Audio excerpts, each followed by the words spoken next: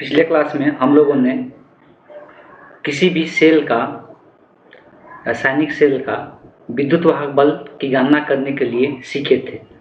उसी के बेस पर हम लोग दो क्वेश्चन यहाँ पर देखने वाले हैं जो ऑब्जेक्टिव क्वेश्चन में देखने को मिलता है, पूछ देता है। ठीक, तो इसको एक नंबर दे, इस क्वेश्चन को एक नंबर देकर लिख लेना है कॉपी में, इसको नोट डाउन करना है पूरा यहाँ से यहाँ तक क्वेश्चन। ठीक है, इसको कैसे समझना है उस बात को ध्यान देना है। सबसे पहले इसको समझने के लिए इस बात को ध्यान दीजिएगा कि जो यहाँ पे सेल अभिक्रिया, जो हम लोग बोल सकते हैं सेल का निरूपण दिया हुआ है, सेल अभिक्रिया नहीं दिया हुआ, सेल का निरूपण दिया हुआ है कि Cd से Cd2+ बन रहा है, तो ये ऑक्सीकरण हो रहा है और ये Cu2+ से Cu बन रहा है, ये अवकरण हो रहा है। तो हम लोग अगर ऑक्सीकरण का सबसे पहले बात करते हैं तो ऑक्सीकरण का जो, अब देखिए, अब इसका इलेक्ट्रॉन विभव जो दिया हुआ है, इसका जो इलेक्ट्रॉन विभव दिया हुआ है Cd का, उस बात को ध्यान देना है कि वो ऑक्सीकरण का दिया हुआ है कि अवकरण का दिया हुआ है। इसलिए कि यहाँ पर पहले ऑक्सीकरण होता है और ये अवकरण होता है, जिसको इंग्लिश में इसको ऑक्सीडेशन कहते हैं, इसको हम लोग रिडक्शन कहते हैं। तो सबसे पहले ये समझना होगा जो यहाँ पे अभिक्रिया का जो ये Cd का जो Cd है, इसका जो विभव दिया हुआ है वो किसका दिया हुआ है, ऑक्सीकरण का दिया हुआ है कि अवकरण का दिया हुआ है, ये कैसे पता चलेगा, इस बात को समझना है। ये अभिक्रिया से हम लोग लिख सकते हैं सबसे पहले कि ऑक्सीकरण का अभिक्रिया यहाँ पे क्या होगा। ऑक्सीकरण का अभिक्रिया में क्या देखने को मिलता है कि Cd से क्या बन रहा है, Cd से Cd2+ बन रहा है। इसका मतलब क्या है कि इसमें से 2 इलेक्ट्रॉन क्या हो रहा है, बाहर निकल रहा है। इससे क्या हो रहा है, 2 इलेक्ट्रॉन बाहर निकल जा रहा है, तो ये ऑक्सीकरण हो रहा है। लेकिन जो E0 का मान दिया हुआ है, E0 का मान दिया हुआ है Cd के लिए, उस बात को ध्यान देना है कि यहाँ पर Cd2+ से क्या हो रहा है, Cd2+ से यहाँ पे क्या बन रहा है, यहाँ पे ध्यान देना है, ये जो दिया हुआ है Cd2+ से Cd दिया हुआ है। इसका मतलब है कि ये आवेश को, यहाँ पर Cd2+ से क्या बन रहा है, Cd बन रहा है। इसका मतलब ये किसका दिया हुआ है, ये आवेश को क्या कर रहा है, ले रहा है, इलेक्ट्रॉन को क्या कर रहा है, ले रहा है, इलेक्ट्रॉन लेकर Cd बना रहा है। मतलब ये जो विभव दिया हुआ है ये किसका दिया हुआ है, अवकरण का दिया हुआ है। लेकिन हम लोग यहाँ पर ये क्या हो रहा है, ऑक्सीकरण में दिया हुआ है। और सेल यहाँ पर क्रिया देखेंगे तो यहाँ पे क्या होगा, ये ऑक्सीकरण हो रहा है। तो हम बताए थे कि अगर अवकरण का दिया हुआ है उसको ऑक्सीकरण में चेंज करना है, उसको ऑक्सीकरण में चेंज करना है, तब हम क्या बताए थे, अगर Cd2+ से Cd दिया हुआ है तो हमको किसका निकालना है, Cd से Cd2+ लिखना है। जो यहाँ पर विभव का मान लिखना है, Cd से Cd2+ लिखना है, Cd से Cd2+। तो अगर निगेटिव दिया हुआ है तो ये क्या हो जाएगा, पॉजिटिव हो जाएगा। निगेटिव अगर दिया हुआ है तो क्या हो जाएगा, पॉजिटिव हो जाएगा, 0.43। चलिए इसको इधर लिख देते हैं, थोड़ा सा वेट कर लीजिए। तो हम लोग चर्चा कर रहे हैं, तो अगर यहाँ से हम लोग चर्चा करेंगे तो यहाँ से अगर E0 का मान देखेंगे, E0 को हमको किससे लिखना है, तो Cd से क्या बन रहा है, यहाँ पे Cd से क्या बन रहा है, Cd से Cd2+ बन रहा है, तो ये ऑक्सीकरण हुआ। अभी लेकिन यहाँ पे जो दिया हुआ है वो Cd2+ से Cd का दिया हुआ है यहाँ पर विभव। तो अगर हम यहाँ पर ये अवकरण का दे दिया है, हमको यहाँ पर ऑक्सीकरण का चाहिए, तो ऑक्सीकरण का अगर विभव लिखना चाहते हैं तो यहाँ पर माइनस में दिया है तो यहाँ पर क्या हो जाएगा, प्लस में हो जाएगा, तो 0.403 हो जाएगा, 0.403 हो जाएगा। दूसरा यहाँ पर देखते हैं, इसको अगर देखेंगे तो यहाँ से क्या हो रहा है, Cd2+ से Cd बन रहा है। इसका मतलब क्या है कि Cu2+ जो है 2 इलेक्ट्रॉन लेकर क्या बना रहा है, Cu बना रहा है, क्या बना रहा है, Cu बना रहा है। मतलब इसका मतलब ये है कि ये क्या हो रहा है, ये अवकरण हो रहा है। ये क्या हो रहा है, अवकरण हो रहा है। अवकरण के केस में देखते हैं कि अवकरण का विभव दिया हुआ है कि किसका विभव दिया हुआ है। तो यहाँ पर विभव का अगर देखेंगे तो Cd2+ से ही Cd बन रहा है, Cd2+ से Cd बन रहा है, तो यहाँ पर भी Cd2+ से Cd बन रहा है, तो ये भी अवकरण का ही विभव दिया हुआ है। जब ये अवकरण का विभव दिया हुआ है तब हमको कोई दिक्कत नहीं है, जो दिया हुआ है वही यहाँ पे क्या करेंगे, जो दिया हुआ है उसी को यहाँ पर क्या करेंगे, लिख देंगे। तो Copper2+ को से कॉपर बन रहा है जिसका विभव कितना दिया हुआ है, 0.24 दिया हुआ है। कल बताए थे कि अगर सेल अभिक्रिया निकालना है तो दोनों को हम लोग क्या करते हैं, जोड़ देते हैं। दोनों को आपस में क्या करते हैं, जोड़ देते हैं। दोनों को हम लोग आपस में जोड़ देते हैं। अगर यहाँ से क्लियर नहीं हो रहा है इसको हम लोग फिर से एक जगह और हम इस डायग्राम को बना देते हैं, एक जगह और इस डायग्राम को हम बना देते हैं, रफली हम इसको समझा देते हैं।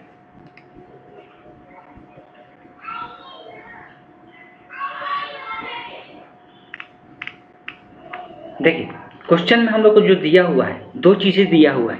एक दिया हुआ है कि जो सेल के निरूपण करने का तरीका है, तो सेल का निरूपण कैसे किया जा रहा है, तो CD से क्या बन रहा है, CD2+ बन रहा है। तो ये ऑक्सीकरण हो रहा है, और अकरण में दिया हुआ है कॉपर 2+ से क्या बन रहा है, कॉपर का निर्माण हो रहा है। तो यहाँ पे ऑक्सीकरण दिया हुआ है, यहाँ पे अकरण दिया हुआ है। और क्या क्या इन्फॉर्मेशन दिया हुआ है इस क्वेश्चन में, एक और इन्फॉर्मेशन दिया हुआ है E0 का मान, तो मतलब सेल विभव दिया हुआ है किसका, CD का। सेल विभव CD2+ से CD का दिया हुआ है, CD2+, लेकिन हम यहाँ पर हो क्या रहा है, CD से CD2+ बन रहा है। इसका सेल विभव दिया हुआ -0.430। ठीक है।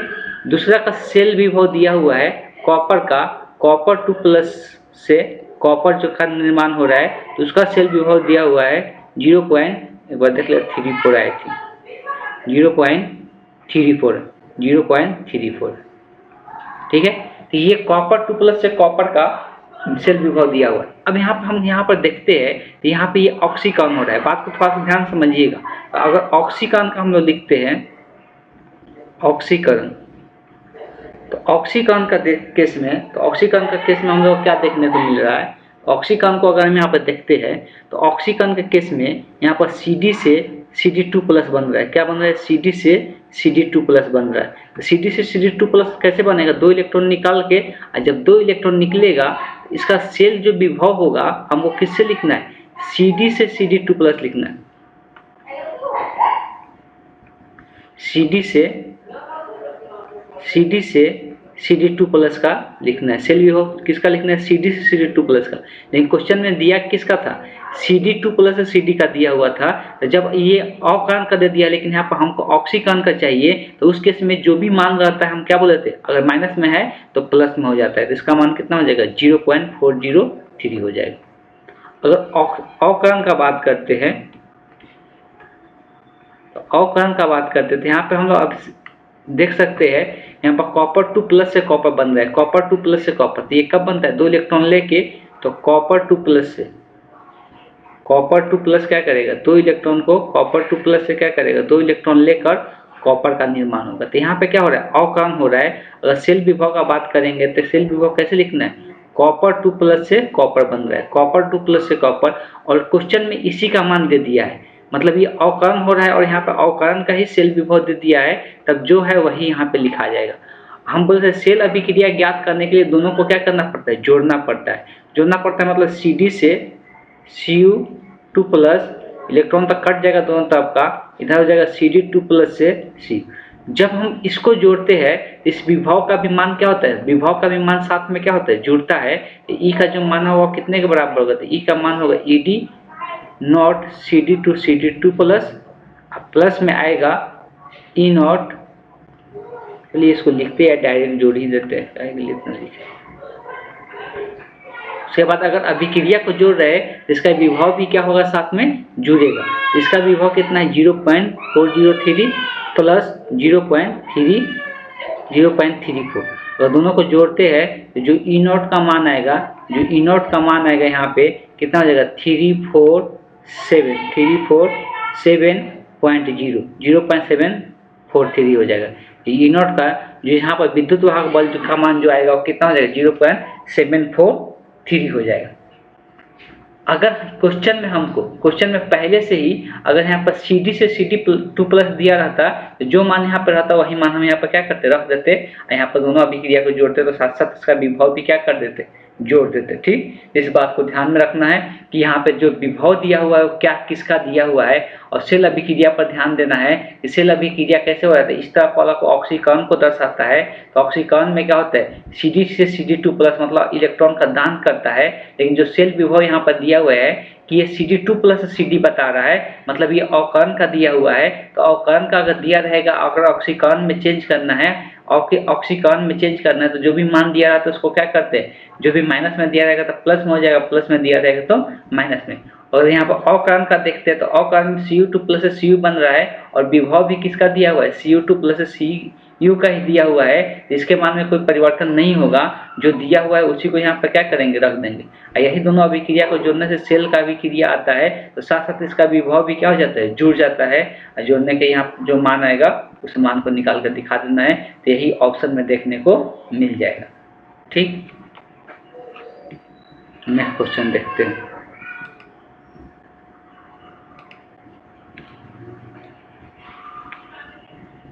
इस क्वेश्चन को 2 नंबर देकर लिखना है। इस क्वेश्चन को 2 नंबर देकर लिखना है, ये वाला क्वेश्चन। 2 नंबर क्वेश्चन देकर लिखने के बाद आते हैं हम लोग यहाँ पे।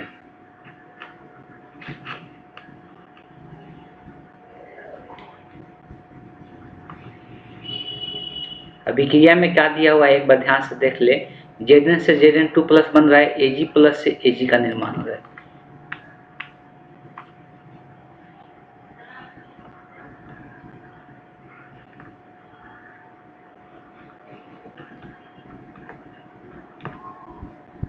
Zn से Zn2 प्लस का निर्माण हो रहा है और Ag प्लस से Ag का निर्माण हो रहा है। सिंपल हम इतना भी लिख रहे हैं। अगर अभिक्रिया का सेल विभव का बात करेंगे तो ई नॉट दिया हुआ है, जो ई नॉट किसका किसका दिया हुआ है चेक कर लेते हैं। ई नॉट जो दिया हुआ है Zn से Zn2 प्लस का दिया हुआ है, Zn से Zn2 प्लस का दिया हुआ है जो कितना है 0.763, 0.763। Zn से Zn2 प्लस का दिया हुआ है, कितना दिया हुआ है 0.763। और बात करेंगे ई नॉट, तो यहाँ पर Ag से Ag प्लस का दिया हुआ है। यहाँ पर जो विभव दिया हुआ है Ag से Ag प्लस का दिया हुआ है और इसका मान कितना दिया हुआ है, इसका मान दिया हुआ -0.8, -0.80, इतना इसका विभव दिया हुआ है। अब हमको सेल का विभव लिखना है। सबसे पहले यहाँ पर ध्यान दे, यहाँ से Ag से क्या बन रहा है, Ag2 प्लस बन रहा है और यहाँ पर भी जो विभव दिया हुआ है Ag से Ag2 प्लस का ही दिया हुआ है। तो ऑक्सीकरण है तो ऑक्सीकरण का ही विभव दिया हुआ है, इसमें कोई भी अंतर नहीं है, इसमें कोई भी अंतर नहीं है। तो ऑक्सीकरण का बात करें तो कैसे हो रहा है, Zn से किसका निर्माण हो रहा है, Zn2 प्लस का। तो ये कैसे होगा, 2 इलेक्ट्रॉन का दान करके, कैसे होगा 2 इलेक्ट्रॉन का दान करके। तो ये 2 इलेक्ट्रॉन का क्या करेगा, दान। अगर इसका विभव का बात करेंगे तो यहाँ Zn से Zn2 प्लस बन रहा है। अब विभव भी किसका दिया हुआ है, Zn से Zn2 प्लस का ही विभव दिया हुआ है और इसका मान कितना है 0.763। अगर अवकरण का बात करेंगे, यहाँ पर दूसरा में क्या हो रहा है, अवकरण Ag प्लस से Ag बन रहा है, मतलब इलेक्ट्रॉन ले रहा है, तो इलेक्ट्रॉन ले का बना रहा है। तो यहाँ से क्या बन रहा है, Ag प्लस से ये कब बनेगा, इलेक्ट्रॉन लेगा तभी जाके एक इलेक्ट्रॉन लेके Ag का निर्माण करेगा। लेकिन इसको बैलेंस करना है, यहाँ पे 2 इलेक्ट्रॉन दिख रहा है तो इसमें टोटल में क्या कर दे, 2 से गुना कर दे, तब ये बैलेंस हो जाएगा। अगर इसका विभव का बात करेंगे तो इसके विभव ध्यान दे, यहाँ पर Ag प्लस से Ag बन रहा है, लेकिन जो विभव यहाँ पे दिया हुआ है Ag से Ag प्लस, मतलब उल्टा का दिया हुआ है, ये ऑक्सीकरण का दे दिया है। लेकिन हमको किसका चाहिए, अवकरण का चाहिए। तो इस किस केस में हमको किसका चाहिए, Ag प्लस से Ag का चाहिए। किसका चाहिए, Ag प्लस से Ag का चाहिए। जब उल्टा चाहिए तो साइन क्या हो जाएगा, बदल जाएगा। अगर माइनस में दिया हुआ है तो किस में हो जाएगा, प्लस में हो जाएगा। तो हम लोग सेल विभव निकालना है तो दोनों अभिक्रिया को क्या करते हैं, जोड़ देते हैं। साथ साथ विभव भी क्या हो जाता है, जुड़ जाता है, तो विभवांतर निकल जाता है। तो सेल अभिक्रिया क्या आएगा, Zn plus Ag2 plus 2Ag plus, electron का कट जाएगा, इधर आएगा Zn2 प्लस 2Ag। साथ साथ यहाँ पे क्या करना पड़ता है, दोनों को विभव भी जोड़ना पड़ता है। तो यहाँ पर विभव का जो मान हो जाएगा, या विभवांतर का मान हो जाएगा 0.763 प्लस, इसको ई नॉट दिखाना जो नहीं, इसे भी दिखा सकते हैं, प्लस 0.80। तो दोनों को जोड़ते हैं कितना जाएगा, 3, 6 में अगर 8, 3, ठीक है, 3, उसके बाद 6 आएगा और 7 में 8 जुड़ेगा तो 7 8 15 होगा। तो यहाँ पर 15 आएगा, तो एक अंक बाद यहाँ पे चला जाएगा दशमलव, तो यहाँ पर 1 पॉइंट कितना आ जाएगा 563। तो इसका विभव का विभवांतर का जो मान होगा, इसके सेल के विभवांतर का जो मान होगा 1.5663 हो जाएगा। तो इस तरह से हम लोग, तो इस प्रकार से हम 2 क्वेश्चन बताए। ऐसे ही हम लोग आगे भी कभी भी अगर ऑब्जेक्टिव क्वेश्चन मिलता है तो उसको बनाएंगे, लेकिन इसको क्लियर ढंग से समझ लेना है। किसी प्रकार से इसको हम लोग सेल का विभवांतर ज्ञात करते हैं। तो ये सेल का विभवांतर ज्ञात करने का तरीका हो गया। अब जो इस टॉपिक, ये चैप्टर में जो बचा हुआ है, सिर्फ कुछ थ्योरी पार्ट बचा हुआ है, जिसको बताकर हम लोग इस चैप्टर को कंप्लीट करेंगे। आई थिंक देखते हैं आज अगर ये चैप्टर कंप्लीट हो जाना चाहिए। थोड़ा सा वेट कर ले।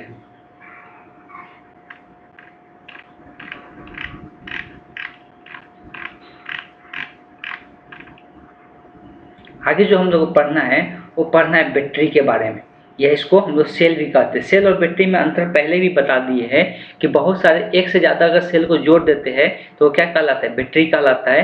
अगर सिंगल रहता है तो उसको हम लोग सेल कहते हैं। तो सेल या बैटरी का काम ही होता है, कोई भी प्रकार का बैटरी हो, कोई भी प्रकार का बैटरी हो, ये रासायनिक ऊर्जा को किस में बदल देता है, विद्युत ऊर्जा में बदल देता है। ये रासायनिक ऊर्जा को विद्युत ऊर्जा में बदल देता है। तो सबसे पहले सेल या बैटरी हेडिंग डालना है, सबसे पहले सेल या बैटरी हेडिंग डालना है। उसके बाद लिख लेना है कि सेल एक ऐसी युक्ति है जिसमें रासायनिक ऊर्जा को क्या किया जाता है, विद्युत ऊर्जा में परिवर्तित किया जाता है। रासायनिक ऊर्जा को विद्युत ऊर्जा में परिवर्तित किया जाता है। इतना लिखने के बाद लिखना है सेल 2 प्रकार का होता है। सेल 2 प्रकार का होता है, 2 प्रकार का होता है। सेल 2 प्रकार का होता है। पहला जो नंबर होगा, पहला जो होगा प्राथमिक सेल होगा। क्या होगा, प्राथमिक सेल। पहला जो होगा प्राथमिक सेल होगा। दूसरा जो होगा उसको हम लोग कहते हैं द्वितीयक सेल। दूसरा जो होगा, लिखते जाना है, दूसरा जो होगा वो होगा द्वितीयक सेल। अब देखो दोनों में बेसिकली अंतर क्या होता है। यहाँ पर सेल छूटा हुआ है, प्राथमिक सेल और द्वितीयक सेल। प्राथमिक सेल ऐसा बैटरी होता है जिसको एक बार यूज करके हम लोग क्या कर देते हैं, फेंक देते हैं। उसका हम लोग दोबारा उपयोग नहीं कर सकते। जैसे पेंसिल बैटरी, रेडियो का, टर्च का, ये सब का जो बैटरी होता है, या घड़ी का बैटरी जो होता है, हम लोग एक बार यूज करके क्या करते हैं, फेंक देते हैं। उसको हम लोग दोबारा चार्ज नहीं कर पाते हैं। तो वैसे बैटरी को हम लोग क्या कहते हैं, प्राथमिक बैटरी कहते हैं। वैसे बैटरी को हम लोग क्या कहते हैं, प्राथमिक बैटरी कहते हैं।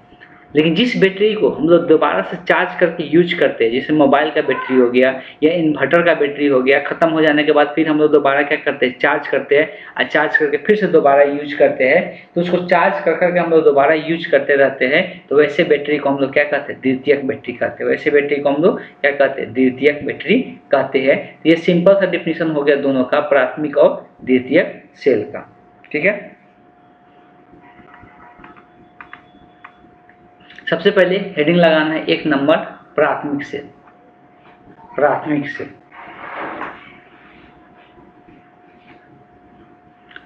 अगर प्राथमिक सेल का हम लोग बात करते हैं तो वही चीज होता है। प्राथमिक सेल में पदार्थ की रासायनिक क्रियाशीलता के प्रबल विद्युत ऊर्जा प्राप्त की जाती है। जब तक पदार्थ की क्रियाशीलता कायम रहती है तब तक सेल कार्य करते रहते हैं। ऊर्जा की आपूर्ति के कारण जिस रासायनिक पदार्थ की खपत हो जाती है उसे पुनः जीवित नहीं किया जा सकता है।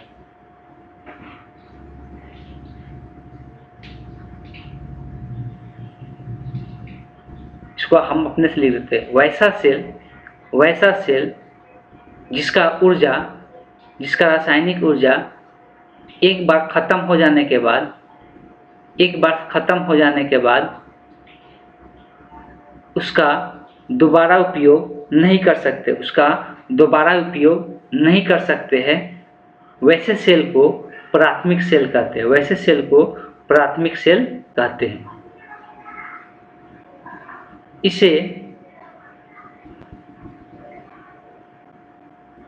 इसे दोबारा से चार्ज नहीं किया जा सकता है। जैसे लैक्चॉल सेल और गैलेनो को एक और नाम से जानते हैं, वोल्टाइल सेल। ये सब जो सेल होता है, ये वोल्टाइल सेल, ये दोनों लिख लेना है जैसे में, ठीक। ये दोनों सेल जो होता है, ये एक बार चार्ज हो क्या जाता है, उसके बाद इस्तेमाल करने के बाद हम लोग इसका दोबारा उपयोग नहीं कर पाते, एक बार डिस्चार्ज हो गया तो इसको हम लोग क्या कर देते हैं, फेंक देते हैं, इसको हम लोग क्या कर देते हैं, फेंक देते हैं। ठीक, सिंपल सा बात याद रखना। अब ये वोल्टाइल लैक्चोल सेल कैसे बनता है, देखो लैक्चोल सेल बनाने का कुछ भी नहीं करना है, सिर्फ डायग्राम बना के याद रखना है, इसमें और कुछ भी नहीं करना है। लैक्चोल सेल हेडिंग डाल लेना है और उसमें कौन सा क्या रहता है। तो बैटरी को, अगर पेंसिल बैटरी को देखेंगे, ये जो पहले रेडियो में लगता था बैटरी, अगर उस बैटरी को देखेंगे तो बीच में यहाँ पर एक देख सकते हैं, अगर उस बैटरी को फोड़िएगा तो बीच में एक ब्लैक कलर का दिखेगा, ऊपर में एक ढक्कन दिखता है जिसको हम लोग प्लस टर्मिनल बोलते हैं, और नीचे में चपटा सा एक पदार्थ दिखता है, गोलाकार एक पदार्थ दिखता है, गोलाकार पदार्थ दिखता है, जिसको हम लोग क्या कहते हैं, माइनस वाला कहते हैं, इसको हम लोग माइनस वाला कहते हैं। अब कौन किसका बना हुआ रहता है, तो ये जो बीच में ब्लैक का ब्लैक कलर का जो होता है, ये किसका छड़ होता है, ग्रेफाइट का छड़ होता है। ये किसका बना हुआ रहता है, ग्रेफाइट का बना हुआ रहता है। हम लोग कहता है ग्रेफाइट कैसा है, ऐसा पदार्थ है जो अधातु होते हुए भी क्या करते हैं, विद्युत का चलन करते हैं, अधातु होते हुए भी।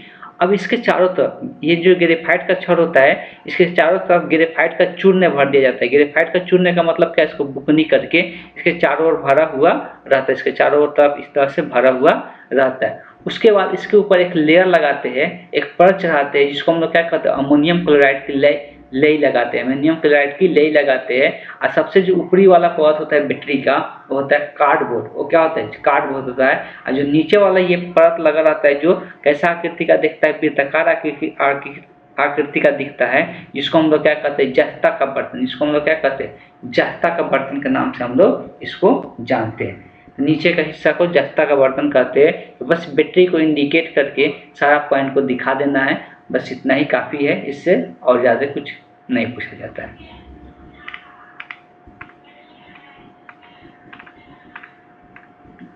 सूक्ष्म सेल किसको कहते हैं, तो देखो जो प्राथमिक सेल होता है ना, उसी में सूक्ष्म सेल होता है। सूक्ष्म का मतलब क्या होता है, तो सूक्ष्म का मतलब भी होता है सूखा। अब देखते हैं, लेकिन जो हम लोग पेंसिल बैटरी यूज करते हैं या किसी घड़ी का छोटा सा बैटरी यूज करते हैं, वो सूक्ष्म होता है, मतलब क्या होता है, सूखा हुआ रहता है, वो उसमें गीलापन देखने को नहीं मिलता, उसमें गीलापन देखने को नहीं मिलता है। तो इसका लाभ क्या होता है, ये तो हल्का होता है और सस्ता होता है, इसमें किसी द्रव का इस्तेमाल नहीं किया जाता है, अतः इसे एक स्थान से दूसरे स्थान तक ले जाना बहुत क्या होता है, आसान होता है। एक स्थान से सूक्ष्म सेल का लाभ करके ये दो पॉइंट लिख लेना है, दोनों पॉइंट सही दिया हुआ है, दोनों पॉइंट को लिख लेना है। एक तो इसको ये हल्का होता है, सस्ता मिलता है। दूसरा क्या होता है कि इसमें कोई पानी वगैरह नहीं भरा रहता है, तो एक जगह दूसरी जगह हम लोग क्या कर पाते हैं, आसानी से लेके चले जाते हैं। एक जगह दूसरी जगह आसानी से इसको क्या कर सकते हैं, लेके चले जाते, ले जाने में कोई दिक्कत या कठिनाई नहीं होती है। अब थोड़ा सा बात कर लेते हैं द्वितीयक सेल का, थोड़ा सा बात कर लेते हैं द्वितीयक सेल का। द्वितीयक सेल वैसा सेल होता है, द्वितीयक सेल वैसा सेल होता है जो क्या किया जाता है, एक बार चार्ज खत्म होने के बाद इसको हम लोग दोबारा क्या करते हैं, चार्ज करते हैं। एक बार डिस्चार्ज होने के बाद हम लोग इसको दोबारा क्या करते हैं, चार्ज करते हैं। एक बार डिस्चार्ज होने के बाद बैटरी खत्म हो जाता है, जैसे कि इन्वर्टर में जो बैटरी लगा तो डिस्चार्ज हो जाता है, फिर से उसको चार्ज करके हम लोग दोबारा यूज करते हैं। तो वैसे सेल को हम लोग क्या कहते हैं, द्वितीयक सेल कहते हैं। तो द्वितीयक से हेडिंग डालना है।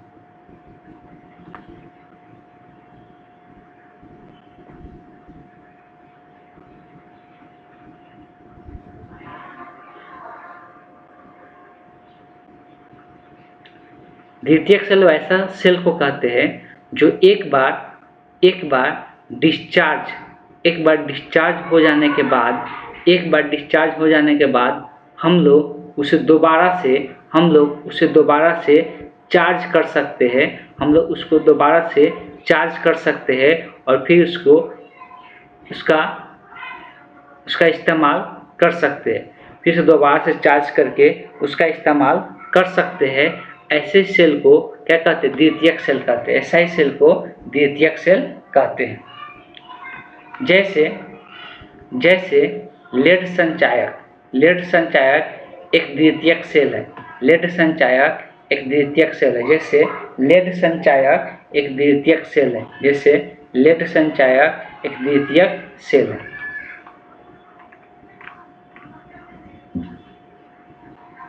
इसमें इस प्रकार से इसका बनावट होता है, प्लस माइनस का कैपेसिटर की तरह दिखता है, अंदर में प्लेट टाइप का लगा हुआ रहता है। ये लेड संचायक, ये बैटरी है।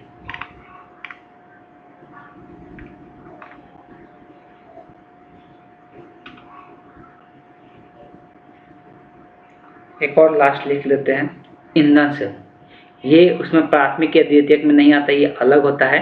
तो ईंधन सेल क्या होता है, जब हम लोग जीवाश्म का यूज करके उसका दहन करके हम लोग ऊष्मा उत्पन्न करते हैं, तो उसी को क्या कहते हैं हम लोग, ईंधन सेल कहते हैं।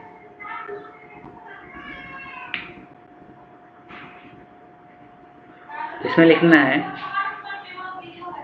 जब हम जीवाश्म ईंधन, कोयला, तेल आदि को जलाकर ऊष्मा उत्पन्न करते हैं, ऐसे सेल को ईंधन सेल कहते हैं। और इससे निकलने वाले गैसेस हाइड्रोजन, मीथेन,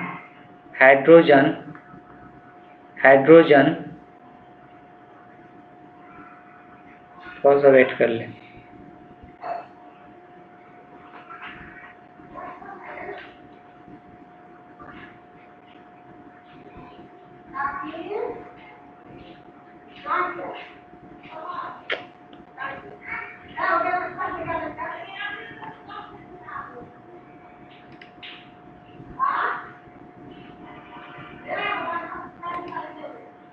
हाइड्रोजन से जो निकलने वाले गैसेस होता है, इसको जलाने के बाद तो इसमें से कुछ गैस निकलता है,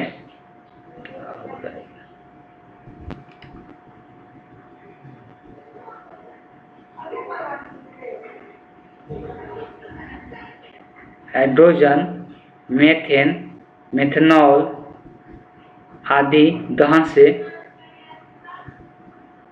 गैस उत्पन्न होती है,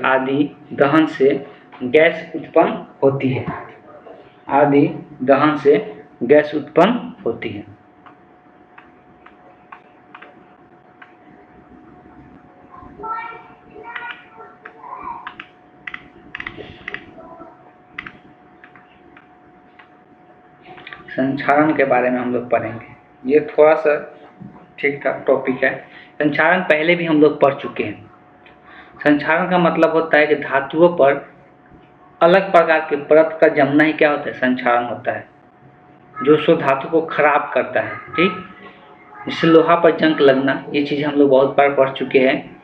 तो धातुओं की खुली वायु में कुछ दिनों तक छोड़ देने पर उसकी सतह पर छोटे छोटे छिद्र बन जाते हैं, जिससे धातु का समर्थ क्षीण हो जाती है। यह प्रक्रिया ही क्या कहलाता है, संक्षारण का। संक्षारण का हेडिंग डालना है और यहाँ से लेके यहाँ तक लिख लेना है। वही चीज़ लिखा जा रहा है कि जब हम लोग कोई भी धातु को वायु में खुला छोड़ देते हैं तो उसके ऊपर बहुत सारे छिद्र हो जाता है या अलग प्रकार का पदार्थ उस पर जम जाता है। तो इसी प्रक्रिया को हम लोग क्या कहते हैं, संक्षारण कहते हैं। संक्षारण का मतलब उसको खराब करना। ठीक, तो कुछ ऐसा पदार्थ जम जाता है, अगर वायु की उपस्थिति में उसको अगर छोड़ देते हैं तब ऐसा देखने को मिलता है। ये कौन कौन सा गैस के कारण होता है उसको समझेंगे।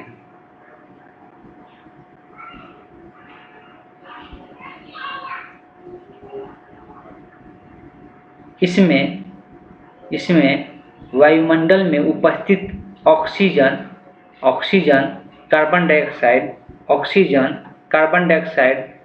सल्फर डाइऑक्साइड, ये हाइड्रोजन सल्फाइड के कारण भी धातुओं का संक्षारण होता है। यहाँ तक लिख लेना है, संक्षारण होता है। सब नाम लिखते जाओ और यहाँ तक लिख लेना है। आगे अब दिया हुआ है कि लोहे में जंग किस प्रकार से लगता है। लोहे में जंग लगने का कंडीशन क्या होता है उसको समझना है। तो अगला हेडिंग जो लिखना है, लोहे में जंग लगना, रस्टिंग ऑफ आयरन इसको हम लोग बोलते हैं। तो लोहा का संक्षारण जंग लगना कहलाता है। जब लोहा का संक्षारण होता है, लोहा खराब होते जाता है, उसको हम लोग क्या कहते हैं, जंग लगना। लोहे में जंग तभी लगेगा जब वायु में क्या होगा, जल वाष्प होगा। वायु में क्या होगा, जल का थोड़ा मात्रा होगा। जल वाष्प मतलब उन्नमी के रूप में रहेगा, तभी जाके क्या होगा, लोहा में जंग लगेगा।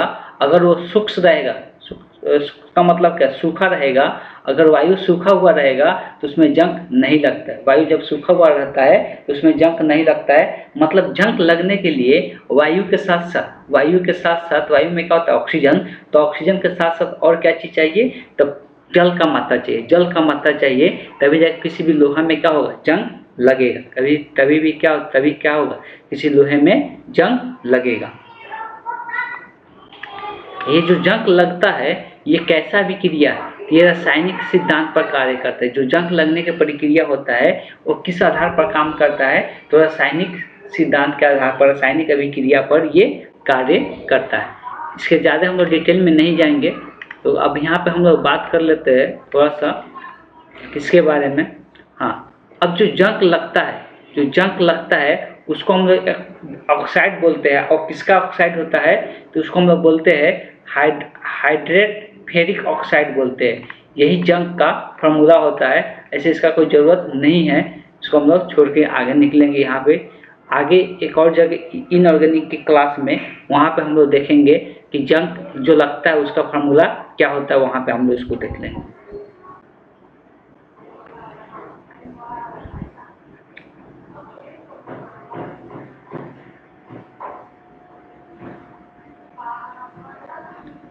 लैपटॉप थोड़ा स्लो चल रहा है, इस कारण कुछ दिक्कतें आ रहा है।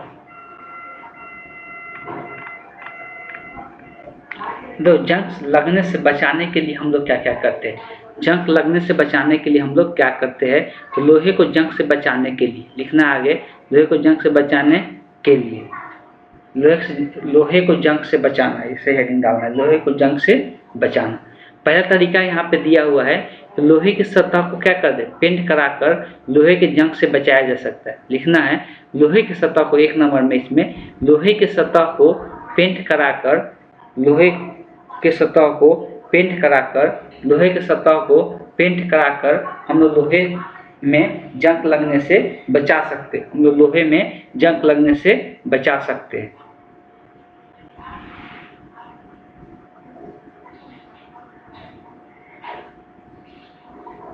दूसरा लिखना है कुछ धातुएं ऐसा होता है जो अपने सतह पर एक कवच का निर्माण कर लेता है, अपने सतह पर एक कवच का निर्माण कर लेता है, जिस कारण से उस धातु का संक्षारण नहीं होता है, उसे हम संरक्षण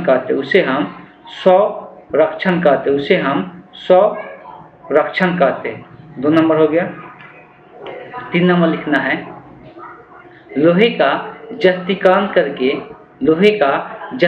करके हम लोग लोहे पर जंग लगने से बचा लेते हैं। लोहे का जस्तीकरण करके हम लोग लोहे का पर जंग लगने से बचा लेते। जस्तीकरण का मतलब होता है उसको जस्ता, मतलब आयरन का उस पर क्या लेप चढ़ा दिया जाता है। जब लोहे के ऊपर आयरन का लेप चढ़ा दिया जाता है तो उसी को हम लोग क्या कहते हैं, जस्तीकरण कहते हैं। लोहे का जस्तीकरण कहते हैं, जिससे लोहा क्या होता है, खराब नहीं होता है। इस बात को ध्यान में रखना है। इसका भी कैथोडियन रक्षण भी किया जाता है इसको, लेकिन छोड़ते इसका कोई इम्पोर्टेंस नहीं है। और यहाँ पर अगर बात करेंगे तो टोटल हम लोग को यहाँ पे ये चैप्टर कंप्लीट हो चुका है।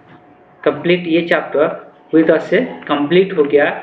और इसमें कुछ क्वेश्चन होगा, जो क्वेश्चन को आप लोगों को बनाना है। इसमें कुछ क्वेश्चन होगा जिस क्वेश्चन को आप लोगों को बनाना होगा। सबसे पहले ट्राई करना है कि ऑब्जेक्टिव क्वेश्चन बन जाए। इसमें ऑब्जेक्टिव है कि नहीं, इसमें शायद ऑब्जेक्टिव क्वेश्चन नहीं है, नहीं आया है। इसमें ऑब्जेक्टिव क्वेश्चन भी है कि नहीं,